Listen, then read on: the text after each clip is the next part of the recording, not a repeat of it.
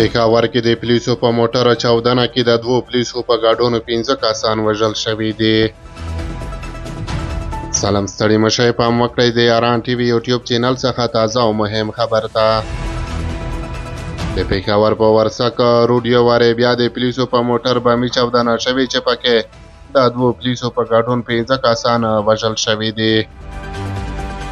د ورسک د پولیسو سیمایي مشر یا اس پی ښاغلي ارشد خان رسنیو ته ویلي چې دا چاودنه د جمعې په ورځ غرمه مهاله شوې چې د پولیسو یو موټر په سړک تېرېده.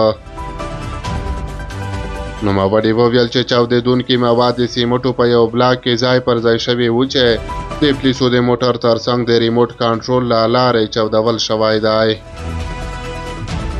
د نوموړي په وینا چې په دې چاودنه کې د 4 نه نیولې تر 15 کیلوګرامه پورې چاودېدونکي مواد کارول شوي وو. ارشد خان په دغه چاودنه کې د 2 پولیسو په شمول د 15 کسانو د ژوبل کېدو پخلی کړی او ویلي دي چې پولیسو د پیښې ځای څخه 6 یا 7 شکمن کسان هم نیولي او د پیښې پلټنې پیل کړي دي.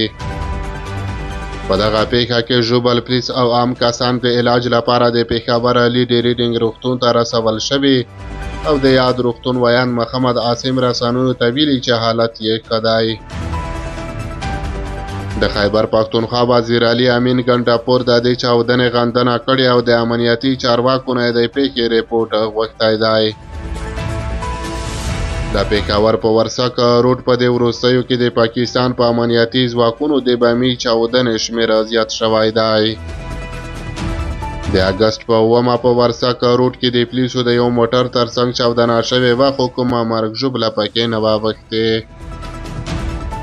همدغه شان د تیر کال په 5 ډسمبر په ورسک روډ د یو شخصي سکول مخې ته چاودنه شوې وه چې د 3 ماشومانو په ګډون پکې لږ تر لږه 7 کسان وژل شوي وو.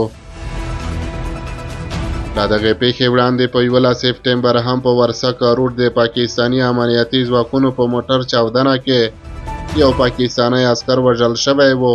د 6 عسکرو په شمول 9 کسان ژوبل شوي وو. د دغې پیښې پرته تحریک طالبان پاکستان یا هم ټي ټي پي په غاړه اخیستې وه.